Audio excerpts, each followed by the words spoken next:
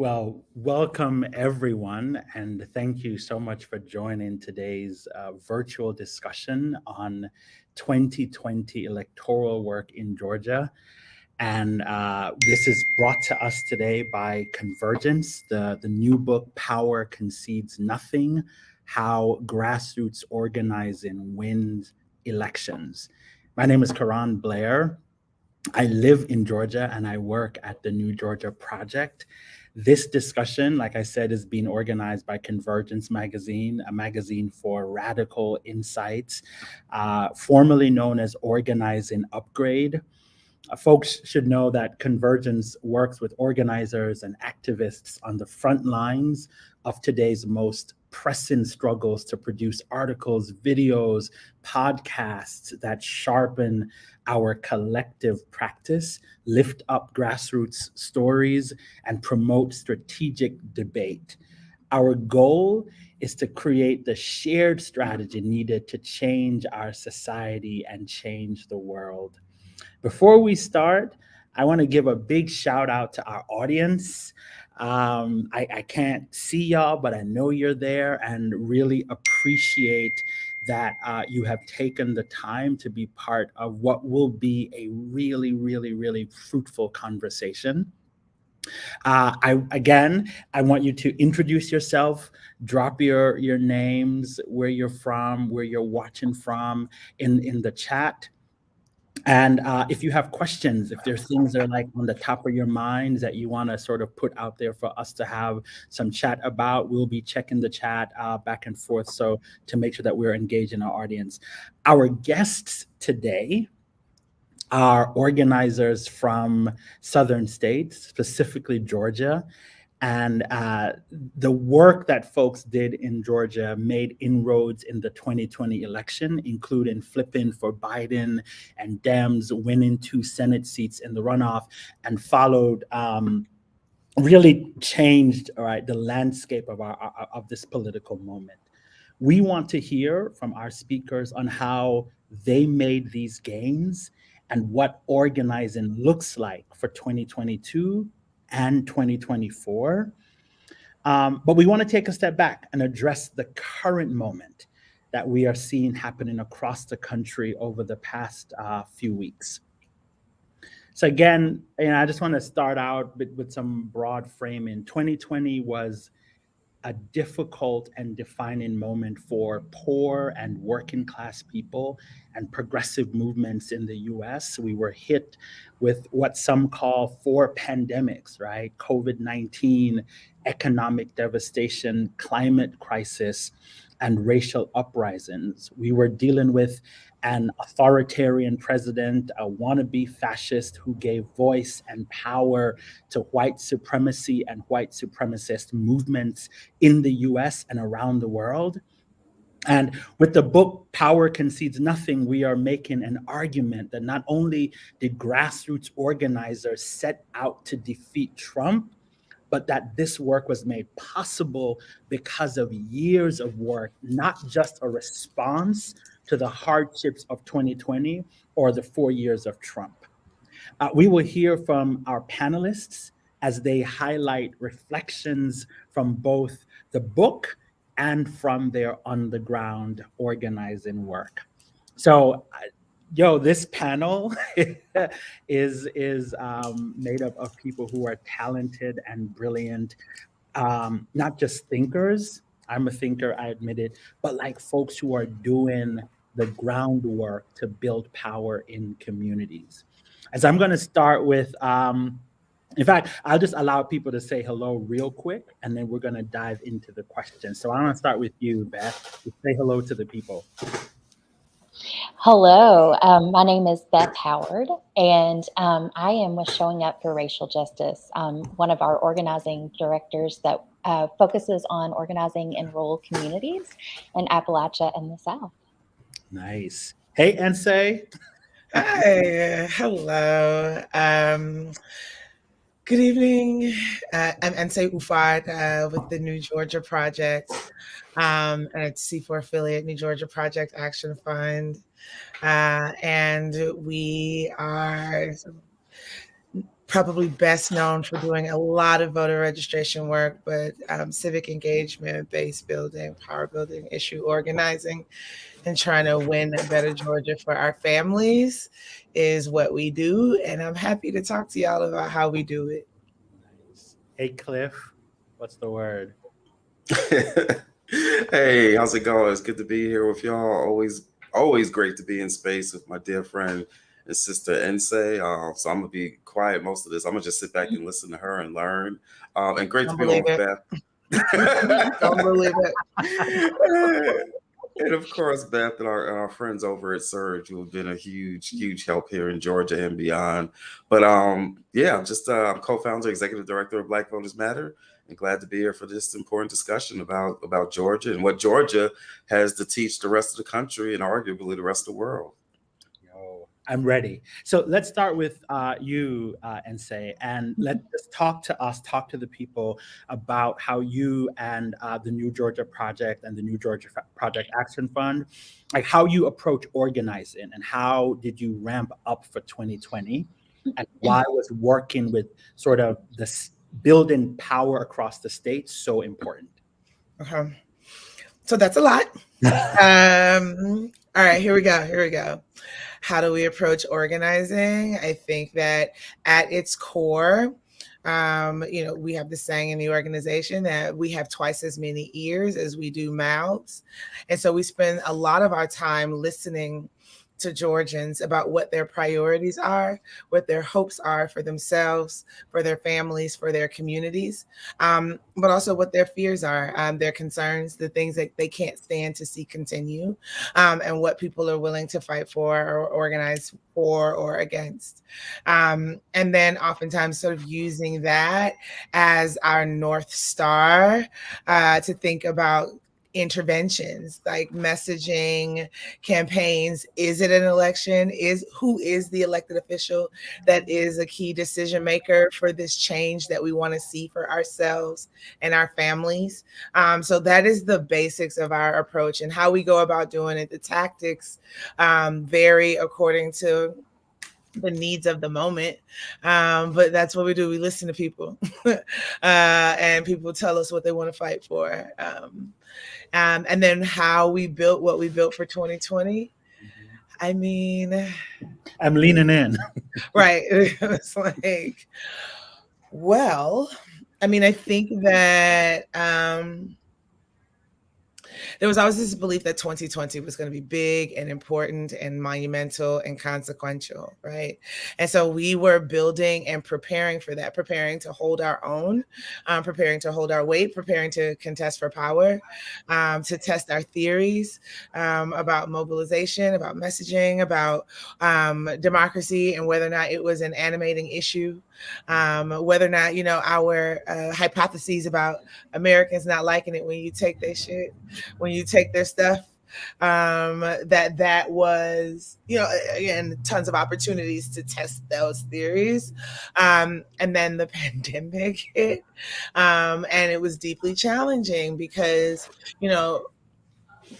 the launch of the New Georgia Project Civic Engagement Year is the MLK holiday every year, right? So we go knock our first door, MLK Day every year. And we had some very bold, very ambitious plans. We were going to hit every college, like dorm move in and move out day for voter reg. We were going to go to all the county fairs and judge the size of people's hogs and register folks to vote and eat bad food. And it was going to be a great year for our civic engagement program. And then the world went inside because of the pandemic. And it presented a whole new set of challenges. I would say this, and I want to make sure that I definitely want to hear the Surge story and from Black Voters Matter Fund. So I'll say this, nothing focuses the mind like the credible threat of death. Mm. Right. And when you get very, very clear that your leaders have abandoned you, right? The governor of Georgia would get on television lying about COVID, which is particularly insulting to Georgians, given that he's the only governor in the country that lives and works within 5 miles of the CDC's headquarters, right? So like you can see the CDC from the governor's mansion. There are all kinds of briefings. There's all kinds of public health information, and they still prioritize businesses over the health and the safety and the lives of Georgians. And so when we think about what was built, we were building things that were designed to help us save our lives. I mean, it was expressed through an electoral campaign, but it was really about responding to the needs of the moment and flexing the power that we had been building for the previous 8 years. I love it. I love it. I love it. And I'm, I want to be clear about this. I am not an unbiased listener or participant. I spend my days doing the organizing work that Ensa is talking about alongside her at the New Georgia Project. So this shit is real and it is happening. So shout out to that. Cliff, I wanna invite you in to respond to a very similar framing. Like, how have you been building infrastructure long term in Georgia, and how did you approach the 2020 elections? Yeah, well, first, let me start by saying I'm also not an unbiased commentator when it comes to Ensa and New Georgia Project. And the summary that she gave doesn't even really give justice to like the work that they've done and the creativity that they've brought to the work that they do. And I know we'll probably get into more of that later, but I just wanted to lift that up.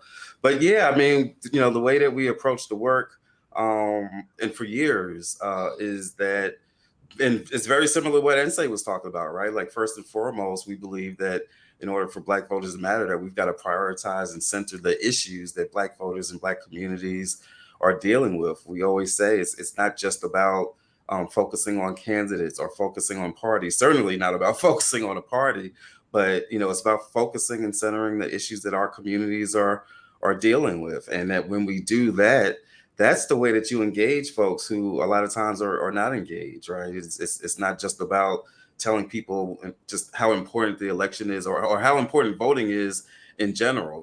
Like we always say, that the narrative of, hey, you got to vote because somebody died for you. There's some number of people that's going to work on, but pretty much the people that's going to work on are already voting, right? But there's a whole segment of folks that's just not a persuasive argument, right? And so you got to go deeper than that. For people, it's not just about the ritual, but it is about the power. It's about having the power to determine outcomes in our communities. Like Ensa said, just whether or not you'll have life, right? Whether or not you have health can be a big, inspiration to whether or not somebody gets involved. And so, so again, it's all about focusing on the issues and centering those issues, centering people's hopes and dreams and wishes when we have these conversations. The other part that's really important to us is, one of our core beliefs is that Black voters matter everywhere. And so from the very beginning of our work, we started doing work in Georgia in 2016 when we started Black Voters Matter. And in 2016, the first place, in fact, the only place where we did work was in Sumter County, which is a rural county in Georgia, in southwestish Georgia. And but it's been a core part of the way that we do our work, and not just in Georgia, but beyond that. You can't change the state of Georgia. You can't make history in the state of Georgia by only focusing on Atlanta, right? Or on Metro Atlanta, right? You've got to no more than you can change Louisiana by just doing work in New Orleans, or that you can change Michigan just by focusing on Detroit. We see this in a lot of states, right? But in Georgia, it was critical that whatever we did, it had to be done all throughout the state, wherever Black folks are, which is predominantly, besides Metro Atlanta, we're talking about Middle Georgia, we're talking about Southwest Georgia, we're talking about South Georgia, we're talking about over in Savannah and near the islands even. And, but that's the approach that we have to take. And when you do that, and when folks feel connected, right, when they see that what they're battling isn't just about like what's going on in their one county, what's going on in Doherty County, what's going on in Lowndes County, but it's about, oh, wait a minute, we are actually a part of a whole statewide movement or a regional movement that when you add up our votes, we can actually change the state. It gives people a different idea about their power. And so that's core to the work that we do. And the way that we do it is by helping to connect groups. And then thirdly, in doing so, well, who are we talking about connecting? We believe that in order for Black voters to matter, that we have got to work through and support and invest in the groups that are doing this work 365 days out of the year. It can't be the kind of thing where, you know, we just act like many people in the country used to try to do. They used to try to act like there's no Black civic engagement infrastructure in the state of Georgia, right? Y'all can't be that good at organizing, because if y'all was better at organizing, it wouldn't be such a red state.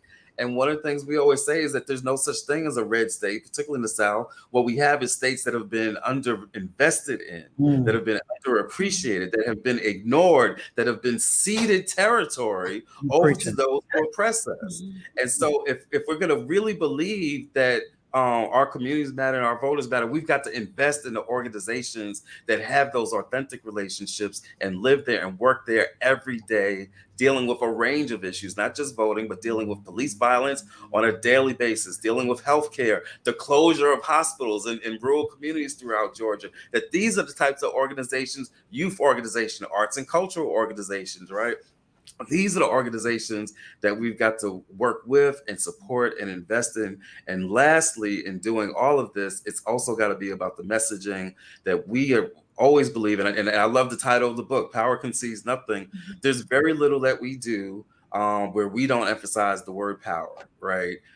It's on our bus. It's in just about every text message that we send out, every social media message. And it's not just a matter of semantics, right? It's about a feeling that people have when they really hear that word. Because we got to be clear, in a lot of our communities, power is a dirty word, right? It's like, oh, you shouldn't want power. That's a bad thing, right? But no, we are unapologetic about saying we need power, we deserve power, and guess what? We actually have power. We just got to get a little bit more of it, and that's the thing that we always talk about. And when people hear that, they respond to it. Like people don't want to just respond to a ritual of participation. They want power, and they want that power so that they can change and have impact on the things in their lives. I mean, so much there. And the piece around power, and that we are in voting, we are contending for power, that we're not just sort of performing as a ritual to history, like, well, I'm gonna do it because grandma did it, but that people in their everyday lives are really contending for the power to change their lives and the lives of their communities. I love that framing. I wanna, Beth, I want to bring you in and ask again that the same framing around the work that you've been doing, the power you've been building, going back to 2020. And I want to remind people, as you're listening, you have questions, comments, drop them in the chat so we can be engaging with you. Beth, the floor is yours. Yeah, great. Thank you so much. And I also feel biased to Cliff and Insay. So I'm super proud to be showing up for racial justice and to be a part of this work in Georgia. Our work at Surge is to give white people a better option than white supremacy. So we are an organization that's bringing hundreds of thousands of white people into the fight for racial and economic justice. And that's the work we're doing in Georgia. And, and through this electoral work is one of the ways that we're doing that. We know people at the top, people in the far right, corporate politicians have invested billions to make sure that white people believe their racist lies and side with them. And so, they do that because they know that if working class folks, white, black, and brown, if we all stood together, we'll outnumber them. Mm-hmm. And so we are a part of this coalition and a part of this work because we want to outnumber them. The victories in 2020 were only possible because of the decades of Black-led organizing in Georgia. And we got to be a part of that. We were welcomed into the state electoral table in 2020 to organize white people to not vote for Trump. We made 1.8 million calls to white voters who were infrequent voters. We knocked on 32,000 doors in rural areas in Georgia. I was personally in North Georgia in Canton, the Canton area, and we filled 8,000 volunteer shifts. And I really appreciated talking about experimenting because we did so much of that. Like, let's get out here, let's talk to people and see what they're saying and see what we can learn from it. um, you know, our role in this statewide strategy was to get the white people. And so, we want to like be a part of powerful Black and Brown led organizing. And we didn't need all the white people, but we needed a significant portion. And so we were there to kind of bring up the rear with the white folks. And, at Surge, we think about which white people should we go, that we need the most, have the most potential to bring in. And like Insay and Cliff were saying, our folks, working class, white, rural, Southern folks like my family, for example, Mhm. they feel the impact of these systems. They're suffering without health care, they're sick, they're out of work, they're scared. And we know that the right will use that fear, that anxiety, and tell them that the reason for their suffering is to blame Black and Brown people. And so, what our work at Surge is to go to those folks, to be with them, to listen to them, to be with them in that suffering and that fear, and redirect them to who's really to blame, which are, those at the top and the far right, who are telling them lies. Mhm. And so, that is a huge part of our work. And, there was the Southern strategy that was put into place, with Nixon, that continues to pull white people away from solidarity with Black and Brown people and have them identify with whiteness. And so it's really important that part of our Southern work is to pull white people away from the right and pull them into a multiracial democracy. And so this electoral work is one way that we're doing that. Um, you know, we are, our work is really just a lot of what Cliff and Insay said, a lot of listening and talking and being with people. And we were out in rural parts of North Georgia where, it was kind of how I grew up, right? It's like a 1 lane road. You're going up there, like you're going to have to back all the way out, like, right? Because you can't turn around. There's no cell service, right? You're like, maybe this place is on a map, maybe it's not. And what was so beautiful is like I would knock on a door and they would be like, are you really coming out here to talk to me? No one ever comes out here to talk to me, right? And Sure. we're talking to working class, poor white folks, right, who are just feeling the brunt of this system. And, when we did see door hangers, too many times it was like our opponents were there hitting every single door with door knockers. And so it was so vital for us to be out there talking to folks and being with them. So, I love it. I have like a number of questions that are popping up for me. But before we go to the questions, I want to remind folks that we're happy they're here and joining the conversation. Again, you are part of a conversation brought to you. Convergence presents a discussion of what is certainly a new must-read book, Power Concedes Nothing: How Grassroots Organizing Wins Elections. This is a conversation with Southern state organizers. I'm Karan Blair, and this discussion is put together put together for us by the State Power Caucus and Convergence magazine. So that's the plug, that's the commercial. Here's the question. Beth, you talked about the fear, and I just want to say or ask, if not fear, then what? What's the thing when you are talking to people and there is fear, and fear is such a powerful motivator? What's the thing that you're connecting them to? Right? Is it fear? Is it something else? And tell us what it is. If not fear, then what? yeah, such a great question. For me, if not fear, is, to talk with people about what they're longing for, Mm, what belonging means to them. You know, the systems that we live in, systems of capitalism, white supremacy, it robs us of our imagination. it is hard to believe that anything else is possible. And so I think part of these conversations is asking people questions and really listening. You know, what if we all had healthcare? You know, what would that be like? How would things change, Mhm. right?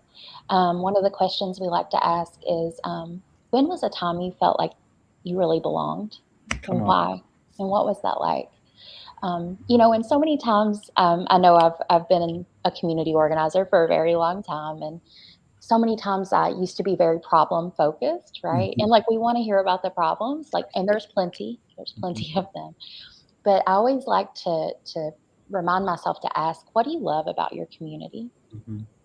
Yeah. Not just what's wrong with it, but what do we love? Mhm. You know, who are your neighbors? Tell me about them. Mhm. Because I think if we can get people to imagine a world that's so much different than what we're told we have to settle for or what we are suffering through, Mhm. we want to long for that. We want to belong, and I think that that gives us something to work towards. And so I think for us, it's like, you know, I think about our coalition here.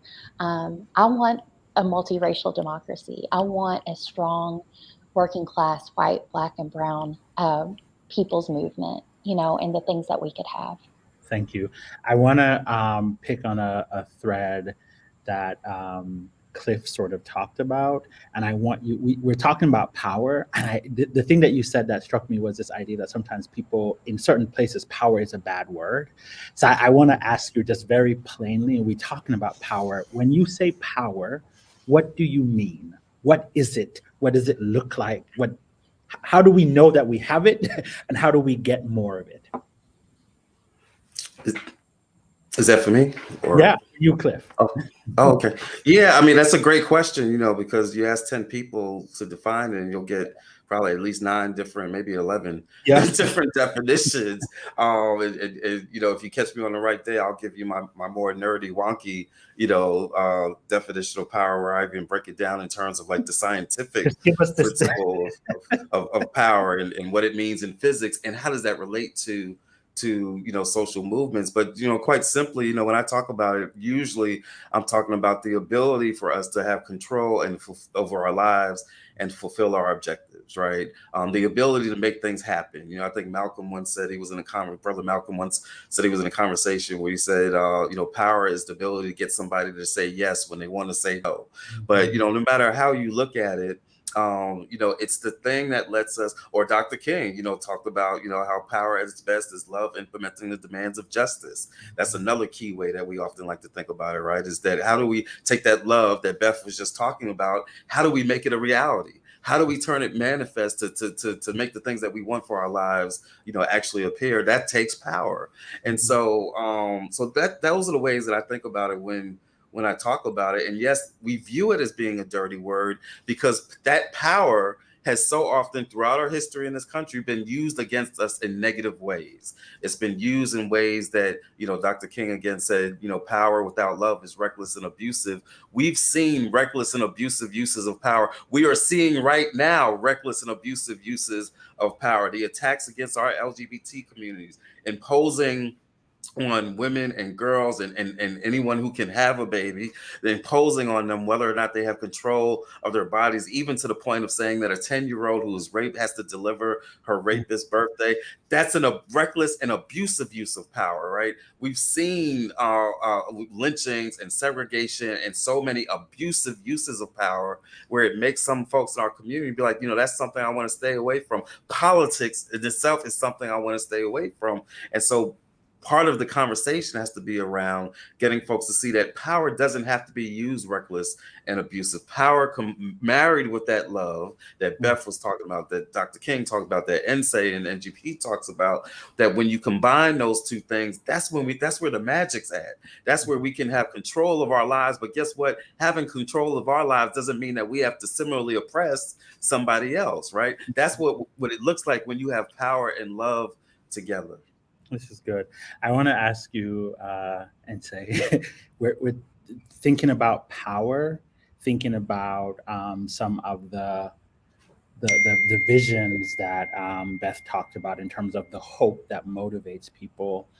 I want to bring us into this moment, to 2022, and think about the elections and what is your sense about how elections allow us to contend for power? Why are they important in this sort of contest for power as we think about the 2022 midterms?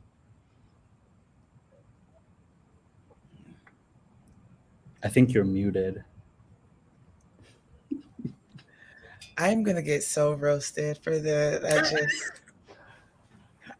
okay. Let's go. I would just say that I think the most sort of just straightforward response is there are winners and losers, right? That there's math. There is a 50% plus one metric. And rarely when we're thinking about people and governing and the messiness that is humanity, do we ever get just clear definitions, clear opportunities to measure, right? Your impact, to measure your influence, to determine whether or not your theory of the case is actually working. Yes. And so I often think about elections as an opportunity for us to test the power that we have been giving or that we have been building, and to also flex the power. I mean, there are tons of other opportunities to flex our power, right? You know, city council meetings and the state legislature, when we actually win things for people in the courts, right? Like, you know, in the court of public opinion, in the press, at the protest, right? When we free somebody and buy people's freedom in this really unjust justice system, et cetera, et cetera. So like there are tons of venues to test your power and flex your power.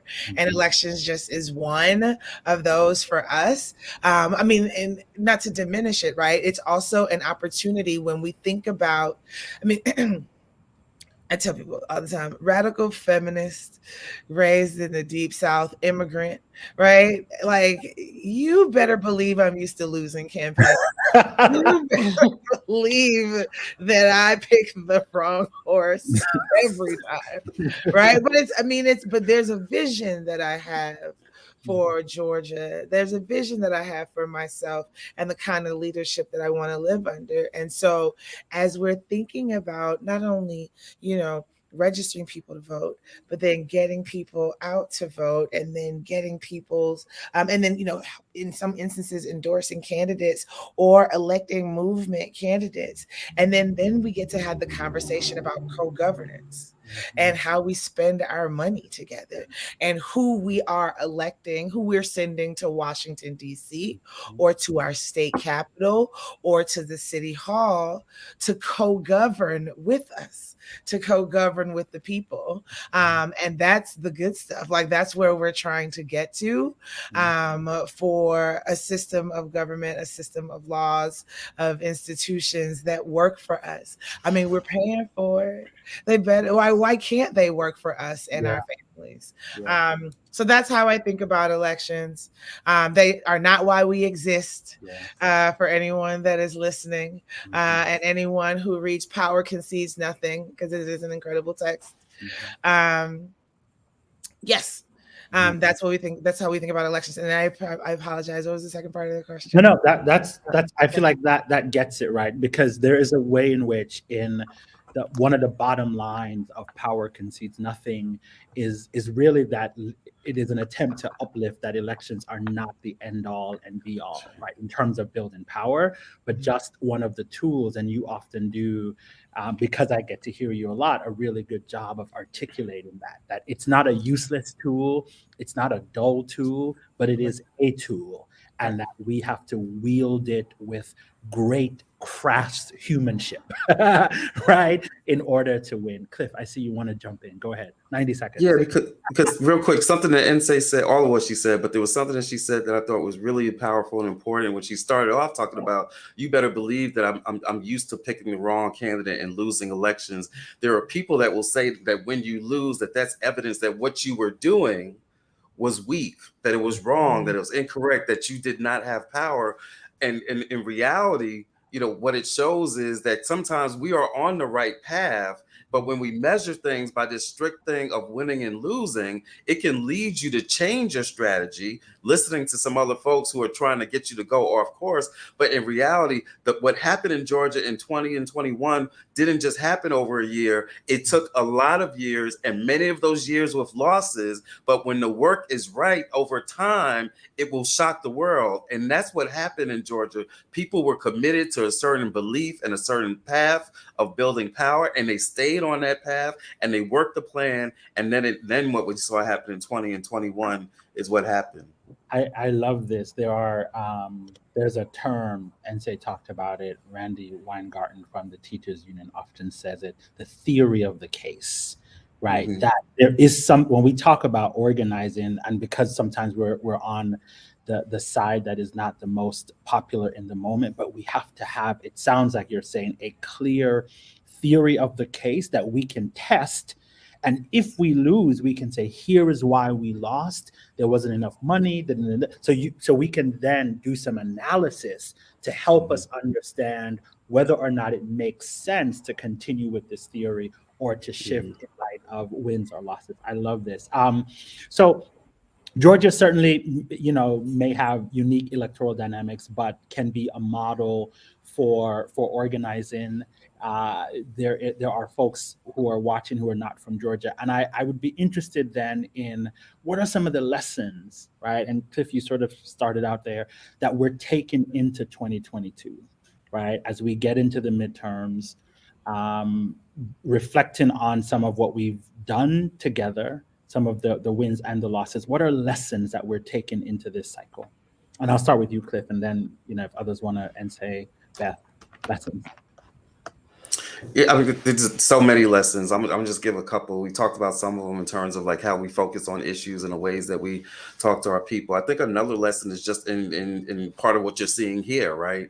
Coalition is hard. Doing coalition work is really hard work, but it's necessary. We don't have a choice. It's either coalition or survival, right? And that doesn't mean that you do everything together, but it means that we are in communication, that we're in partnership. We've got an incredible C3 table. I think, Sister Tamika doesn't get enough credit on the C3 side. We've got an incredible C4 table. And then we've got things that we even do together outside of that. Me and Nsé and some other that just be on a signal thread. And, we get an idea, we just throw it out there. And next thing you know, you got a whole corporate accountability campaign.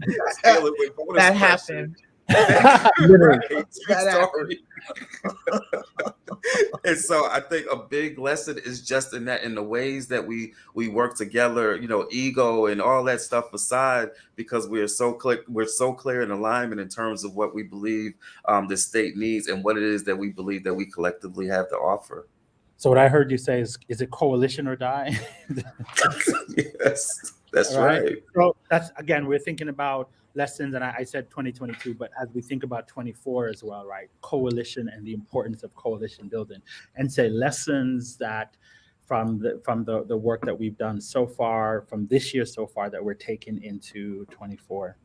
I think what we're doing is super important, but also how we do it. I think about this is meaningful. Like, this is a real, like, we work together.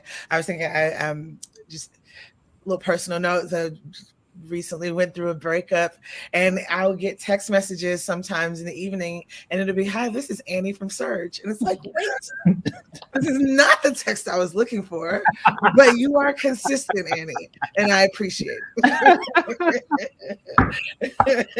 I'm so glad we were there for you. Right, it's like, but for Surge, my phone would be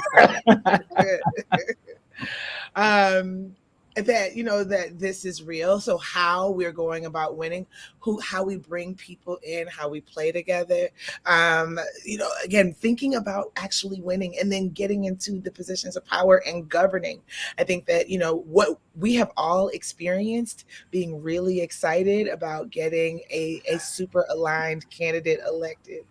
And then they get into office, their staff is junior and inexperienced, they aren't keeping up with the issues, they become unresponsive, they don't have a personal ecology around being a successful, member or a successful elected official. Anyway, the point is, like, going in the way that you want to go, and with the people that you want to, as we think about what it's like to, again, win, is actually really important. And that's one of the lessons that I definitely took away from 22. Also, too, that memory is low-key, like, now a superpower.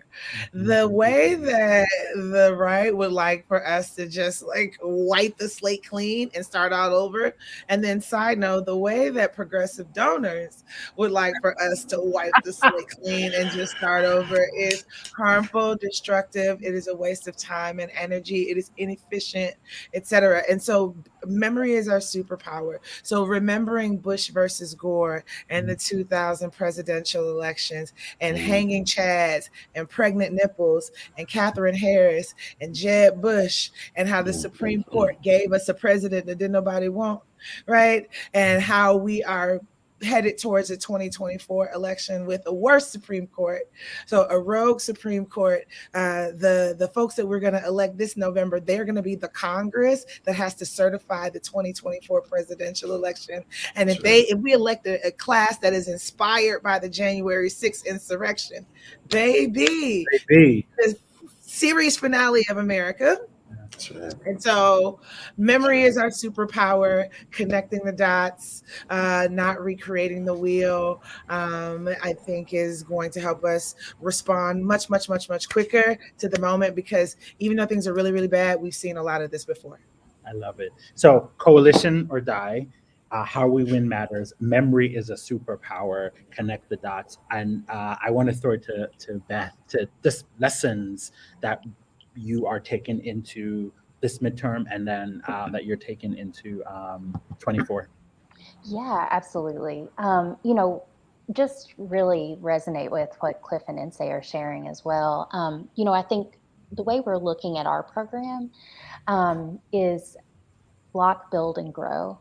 And so, we have been talking a lot, and I think people across our movement thinking about our movement ancestor, Grace Lee Boggs, who was an organizer, an activist in Detroit, and she used to start meetings by saying, "What time is it on the clock of the world?" To invite us to place ourselves in the long arc of time, and to know exactly what is happening right now, so that we can know how we best, organize and respond. And what we're seeing that we were talking about is the culmination of a 50-year strategy by the right to roll back civil rights and to build an ethno-nationalist state. And, the impacts of climate change, climate crisis. And it's so scary, but it's true that we're on the brink of authoritarianism. And, white people are continuing to side with those in power. And so, the time for me and our folks at Surge is we have to fight like hell for our people. And so, our block is to block white supremacists and MAGA candidates. The build is to build progressive power of candidates who are capable of standing up to fascism, and to grow a movement of white people who understand their shared stake and fighting alongside Black and Brown people for our collective futures. And so, we're doing that by layering like our base building organizing that we always do, so a lot of going out and getting people who have an interest in being with us, who have that love and vision for what we deserve. And layering electoral work on top of that. And so that's what we're doing in Georgia. We're really throwing down for some candidates. We're working as part of this multiracial coalition that, to build the multiracial democracy, and to really fight off authoritarianism, right, while we're also building and growing. And so we're doing all of it at once, right? And we know we have to do all of it at once. I love it. And I wanted to say a word about, at Surge we talk about calling people in, and so I wanted to call in some of like my fellow white lefties who say, there's no point in doing electoral work. So I want to lovingly call them in to say, you know, I'll hear a lot like, don't do electoral work. It's not going to save us. Okay, it's not the only thing, right? But you know what else is not going to save us? Letting Republicans fully take over our government at every branch and every level. And so, conditions have shifted and we have to always pivot our strategy and we need to be fighting on multiple fronts. And electoral work is one extremely key, lane for us right now. That's where we need to fight for power. And the right is not playing and we cannot be playing either. So. The right is not playing. We cannot be playing, and as folks have said, we ain't been playing, right? Like folks have been doing real organizing across, certainly in Georgia, all 159 counties, and we've seen lots of wins and moments that we can value deeply.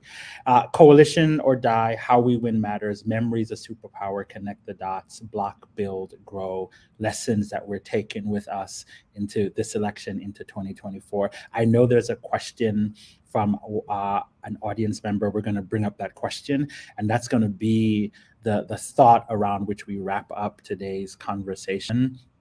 And it is, what are the top 3 key areas we should share with our community around voting in this midterm? How do we keep them motivated from 2020? Okay, so one each. Yeah. Why don't we do that, right? Each of you take a key area, a key lesson. All right. Well, I think I already said mine, that the Congress that we elect in 102 days is going to be the Congress that is responsible for certifying the 2024 presidential elections or fighting it. And so we have a choice to make this year, in addition to like all of the other reasons why people should show up this November. Yeah. The Congress we elect will certify 2024. And if they are all January 6ers, so that I feel like you're helping that sink in for me. And I'm hoping that other folks are understanding the consequence of that. What about you, Beth? Yeah, I mean, I think a similar one. And I guess I would say, one of the things I think that I hear a lot is like people feeling like, maybe a hope that like the systems we have in place will save us, right?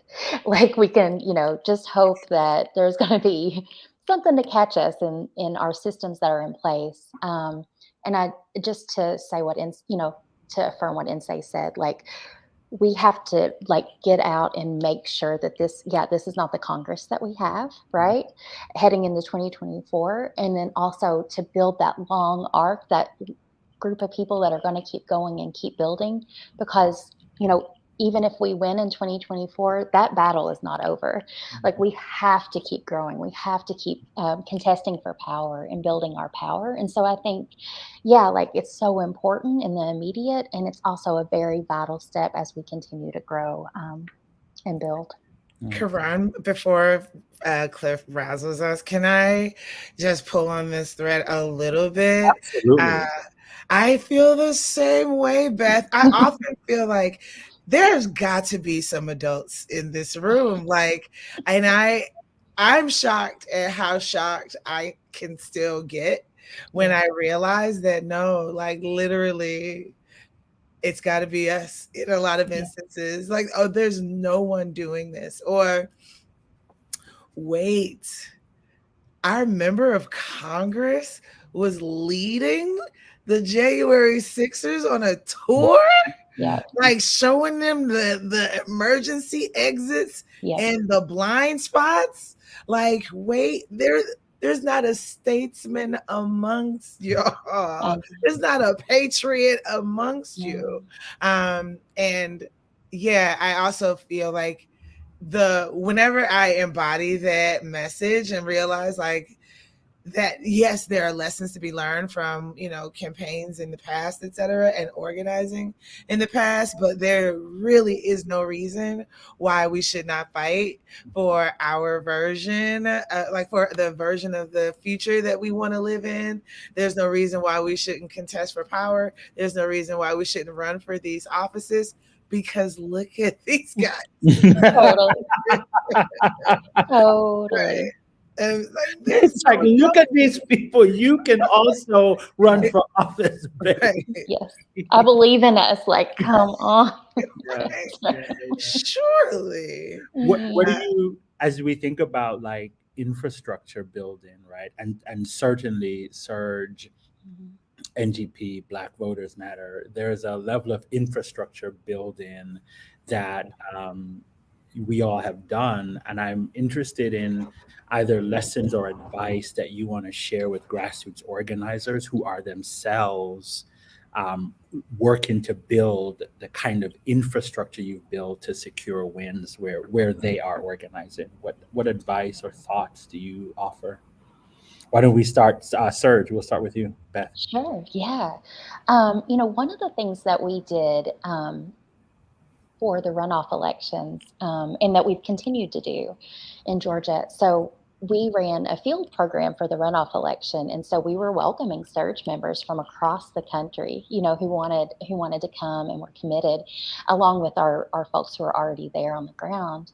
And so we did a training that I helped co-lead called Bless Your Heart, and it was called Welcome to the South. Bless your heart. Right. I Because love it. I love our culture, and there's a lot of judgmentalness about the South, right? And a lot of this kind of paternalistic, like, people from the coast need to come in and save us because we're too ignorant to save ourselves, those kinds of things. And so I wanted to just kind of be like, welcome, we're so glad you're here. Let me tell you about us Mhm. and how beautiful our culture is. And, we're going to talk a little bit slower, and that's great. Like, hang in there, rich conversation, right? Like, those kinds of cultural pieces, but also like showing us in our dignity. And I think a big part of that for Surge was the class piece, because I'm from Kentucky, for example, and the hillbilly jokes, you know, degrading ways of portraying white people, working class white people, can push people out of our movement who really want to be a part of it or have every reason to be. And so I really wanted to break some of those stereotypes and say, we as a working class, like, it's so vital that we're a part of it with Black and brown working class people. And so let's be curious and open and celebrate the beautiful things about us and see us in our dignity and not a stereotype. So I think that was a really important part, because we as white people, we always want to do our like training around race and anti-racism, but I think also digging into class and culture was really important for this work. I'm looking at the time, 6:53. We have 7 minutes to go, and there are two sort of questions we want to tackle. So if somebody else wants to talk about the infrastructure, the question we want to wrap up with is related to while people across the nation are disappointed in failure to enact a transformative agenda despite having Democrats in control of the White House and half of Congress, how do we keep our base motivated and encouraged, right?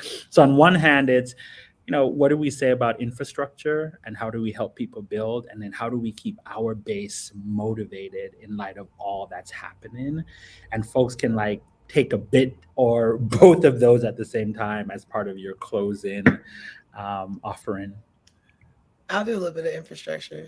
All right. Pay your people. Right? That we pay well. It's important to us, like that we offer a comprehensive compensation package that allows people to take care of themselves when they get sick, take care of their mama when they get sick. I've contributed way too many GoFundMes to movement elders whose families can't afford to bury them, right? So we had 401k matching. Like, that's important to me. What it also means is that we demand more from our organizers, right? Because we're building, like, we're investing in you and pouring into them, and hopefully like thinking about how to do this work in a way that doesn't break people, that people don't have to earn their stripes by surviving toxicity. And yeah, like back to what I said earlier, how we do this actually matters. And we do this work We organize. Mhm. I rabble rouse and pop shit because I want to live and I want to live well.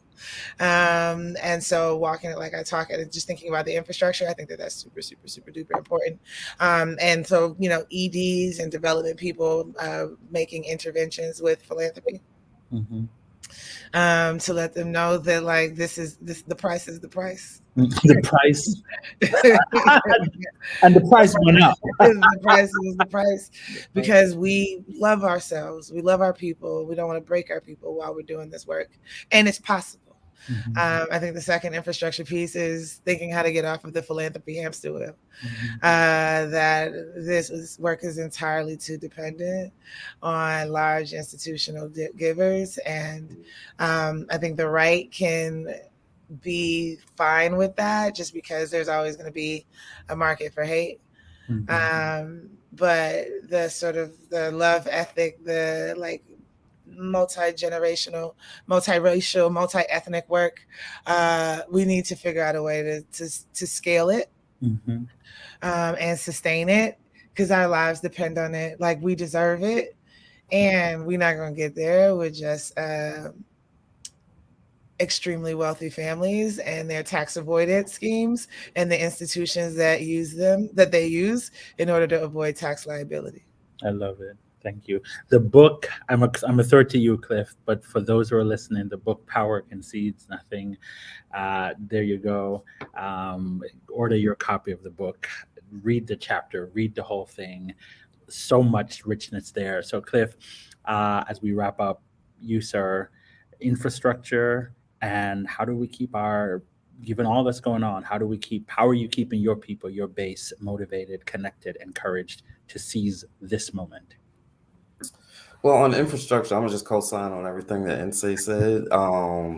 We could have a whole show discussion like just on like what it's like running these organizations, as Black EDs or just as organizations that are trying to create a kind of society, but also trying to replicate what we're trying to envision in society. We're trying to replicate it within our organizations, right? And that's a major task, and it's a task that really needs more support. But I'm gonna just focus on the second question, which is, you know, to keep people motivated, especially given, like you said, Karan, some of the things that did not happen.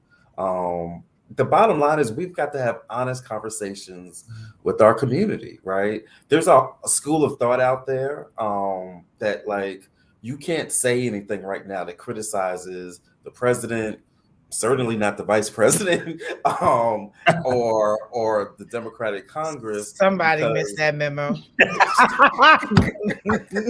that's right. That's right. Right. I mean, Beth. No, I'm kidding. Yeah, I know. I was like, oops. That's right. That's right. Yeah, but there's some folks out there that don't want you to do any of that, and that's just not being honest, right? Yes, there's some truths to some things that have been done, right? Infrastructure, that's a big win. Getting some type of gun legislation is not what I wanted, certainly, but getting some type, like that's a win, right? So certainly there are things being done, but to engage in this discussion with our communities and our voters, like there wasn't some stuff that got dropped, like the George Floyd Act didn't get dropped. Like we still don't have a voting rights legislation that we're still waiting on. Like to act like those things don't exist, and that the frustrations that some members of our community is feeling is just like crazy talk. Like that's not a winning strategy. It is dishonest, right? And so we've got to be willing to have honest conversations with folks that acknowledges that, yes, there are some good reasons to be frustrated, right? There's some stuff that we want to see done. We told folks if we get these 2 Senate seats in Georgia, we'll be able to get XYZ done, and XYZ still ain't done. And so we can't try to play a Jedi mind trick and act like that didn't happen, right? But we have to have honest conversations and point out that right, these are not the droids you're looking for. Right? So anyway, I would just end it there. Honest conversations, and when we do that, some people that are frustrated and skeptical will respect the honesty and be able to see the points that we are making about why it is important that they come out and what has been done and what more could be done if we come out and once again shock the country. Yo, this was rich. And when people who've been doing this for a long time get together and can still have like rich mind, like blowing conversation, that's a good thing. So I want to thank you all for your willingness to engage in the conversation. Want to thank Convergence for bringing us together. Want to encourage folks to get the book Power Concedes Nothing.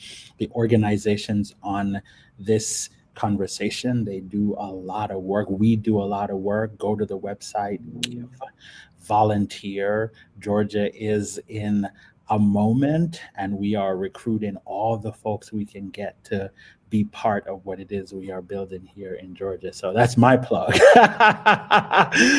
We building a robust set of people to do this work. So thank y'all so much for listening, for being part of the conversation. Thank you, and thank you, Beth. Thank you, Cliff. Thank you, Convergence. My hope is that this was rich and good for all of us. Let's win. Let's win. Let's win. Okay. Thank you.